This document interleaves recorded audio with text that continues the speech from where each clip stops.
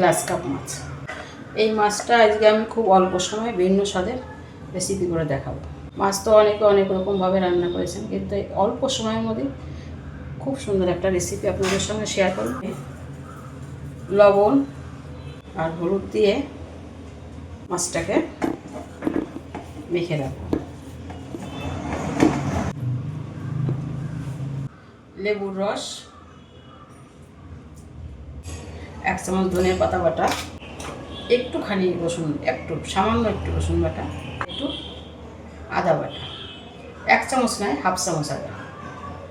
এটা দিয়ে একটু ম্যারিনেট করে রাখবো। এখানে একটু টক দই হলে ভালো হয়, আপনাদের যদি টক দই থাকে টক দই দিতে পারেন।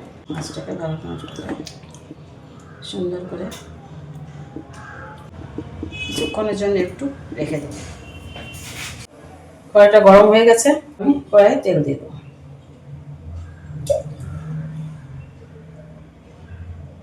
তেল গরম হয়ে গেছে, গোটা গরম মশলা দিয়ে দিলাম। 2 টুকরো দারচিনি, 4-5টা এলাচ আর 4টে লবঙ্গ, একটা তেজপাতা, একটা টমেটো,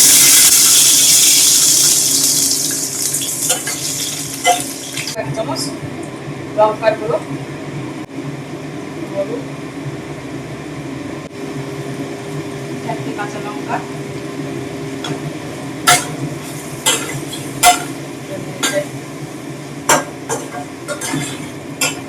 একটু জিরে, একটুখানি ধনে গুঁড়ো।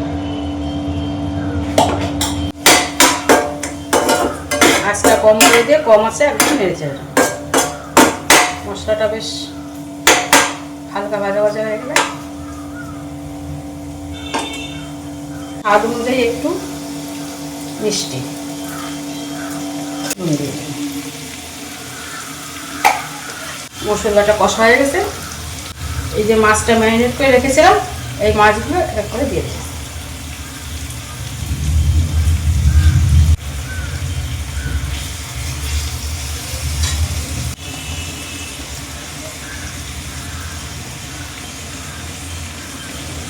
মাছটাকে এবার উল্টে পাল্টে একদম কম আছে, গ্যাসটা কমিয়ে দিয়ে একদম এপিটুপি করে কিছুক্ষণের জন্য মাছটাকে একটু ঢেকে রাখবো। 2-3 মিনিটের জন্য মাছটা আমি ঢেকে রেখেছিলাম। দেখুন বন্ধুরা, মাছটা খুব সুন্দর সিদ্ধ হয়ে গেছে। খুব সুন্দর সিদ্ধ হয়ে গেছে মাছটাকে উল্টে পাল্টে নিয়ে হালকা করে একটু ভেজে নিয়েছি। আলতো হাতে করতে হবে, নাহলে মাছটা ভেঙে যাবে। আমার ঘরে টক দই ছিল না, তাই আমি একটু দুধের উপর থেকে যে ক্রিমটা তুলে রেখেছিলাম ওটাই এখন দিয়ে দেবো। কোনো জল ইউজ করবো না,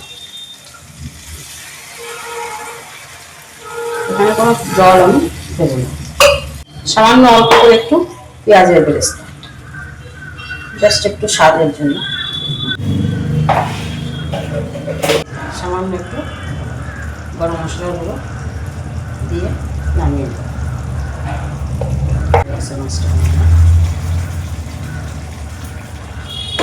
রান্না করে খেয়ে দেখবেন, খুব সুস্বাদু লাগে। রেসিপিটা যদি আপনাদের ভালো লাগে তাহলে লাইক, কমেন্ট, শেয়ার করে অবশ্যই জানাবেন কেমন হয়েছে রান্নাটা, আর একবার হলেও ট্রাই করে দেখবেন।